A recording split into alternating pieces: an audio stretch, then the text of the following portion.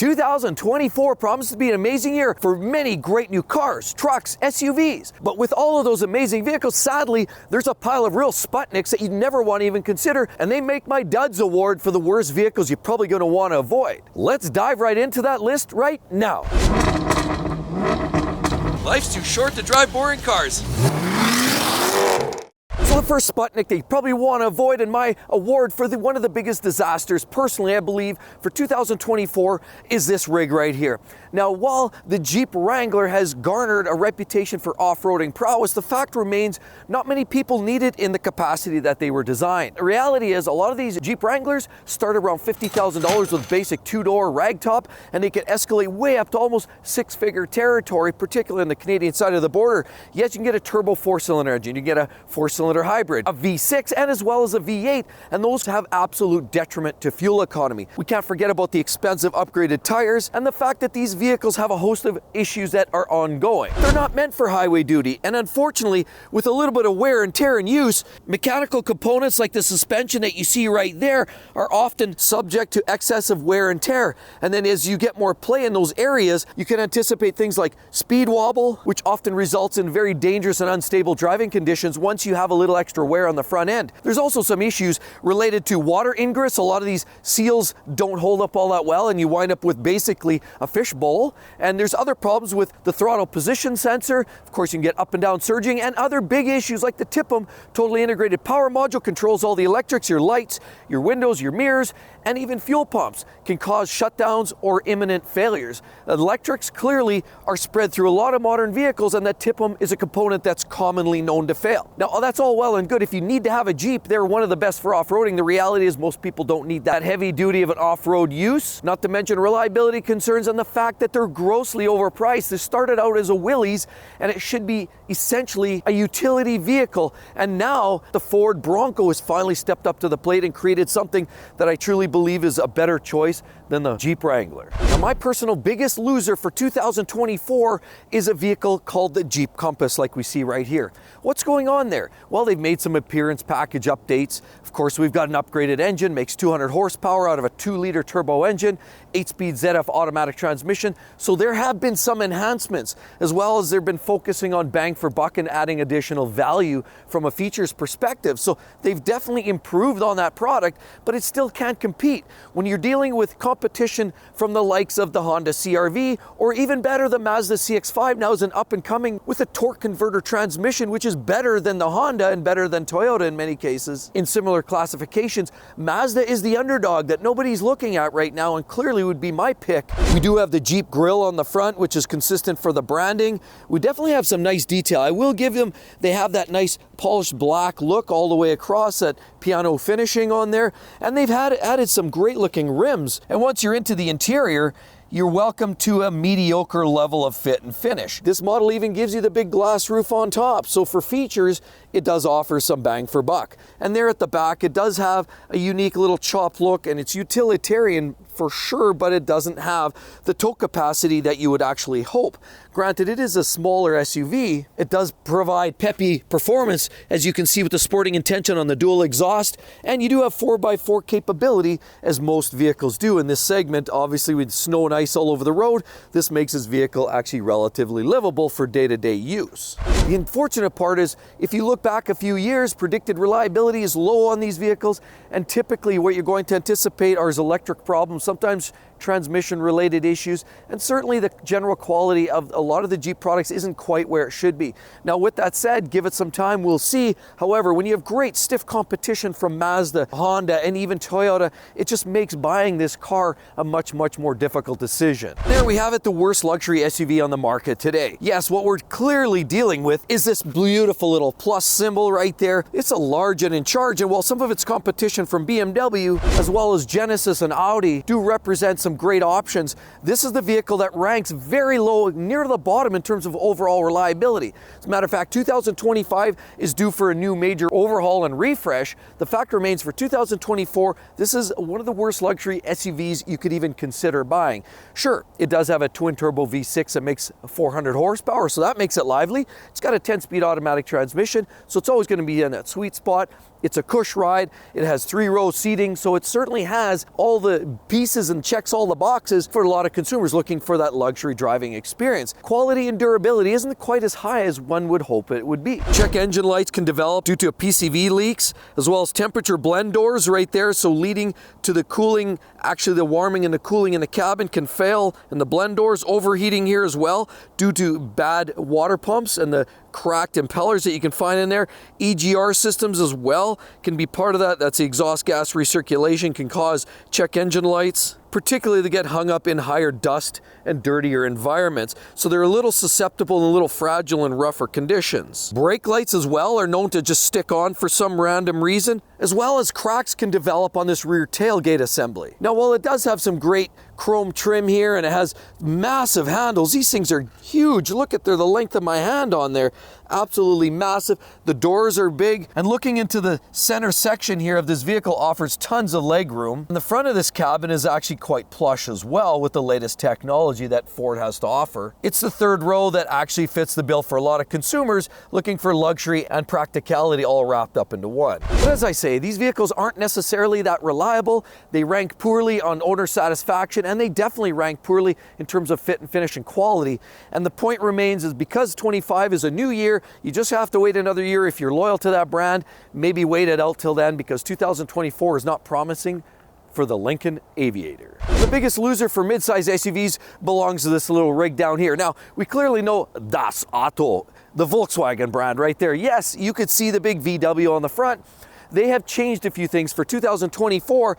And this vehicle here, the Volkswagen Atlas Sport Cross, isn't quite the vehicle that a lot of people are hoping they would be. As a matter of fact, it only gets about a 6.5 out of 10 from Car and Driver, and Consumers Reports ranks these vehicles. Only 38% of customers would buy this again, ranking it literally on the bottom floor, the worst vehicle in terms of customer satisfaction. Now, while it has a lot of great elements to it, and this year they've gone ahead and they've updated headlights, a lot of the grille is primarily the same, and it does carry some great rocker panel protection on this Cross Sport, has some great nice touches and details on the handles, and even the taillights have also seen some revision, as did you see some updates down here on these fake exhaust tips right there that don't exist. Basically, more of that plastic fantastic. Right there, you can supposedly tow some weight with this. Just not so sure I'd want to. 8-speed automatic transmission, and now you can't get the V6 engine anymore. For 2024, Volkswagen has elected to upgrade the Turbo 4, provide a little more power, 269 horsepower,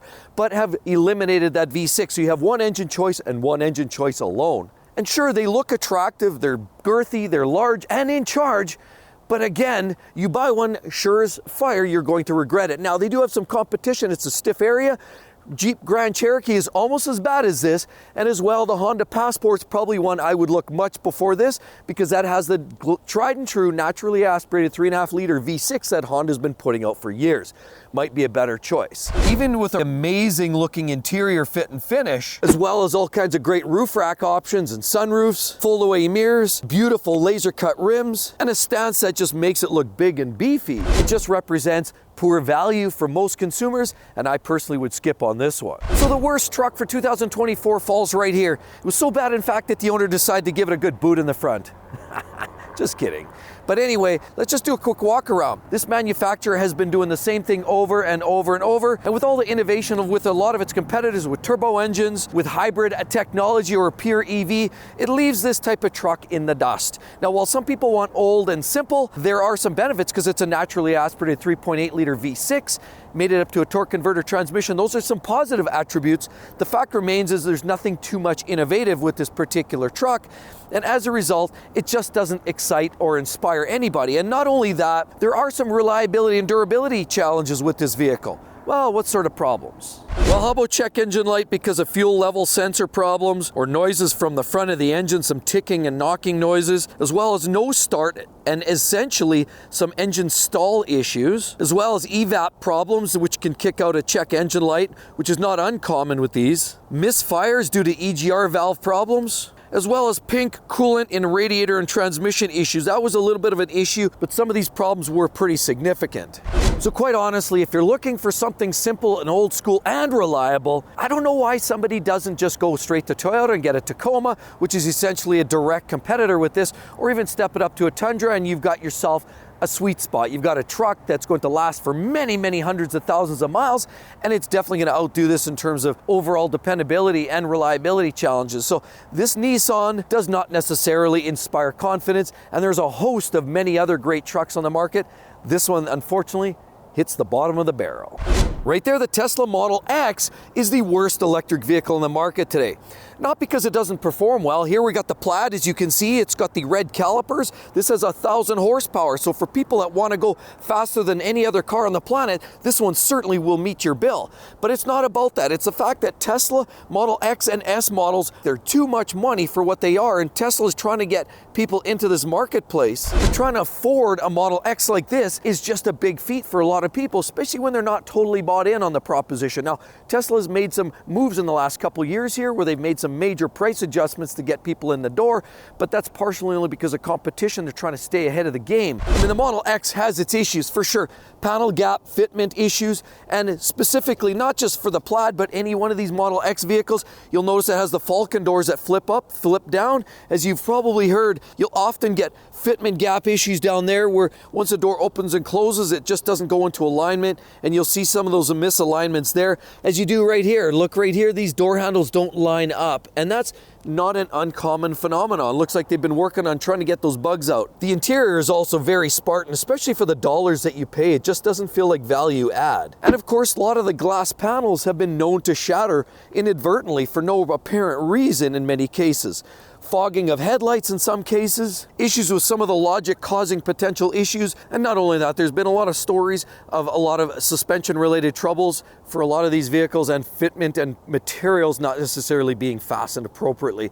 So the quality fit and finish isn't necessarily there, and if you go with the lower entry level Model 3s and the Model Ys, at least you can get into the technology at a relatively bargain point, and remember, the charging infrastructure is the best on Tesla to date. And in front of us, we have the worst compact car on the market so far for 2024. And the reason for that is quite extensive. Number one, we're dealing with Das Auto. But some of that has to do with the reliability issues. And quite frankly, the styling leaves a lot to be desired.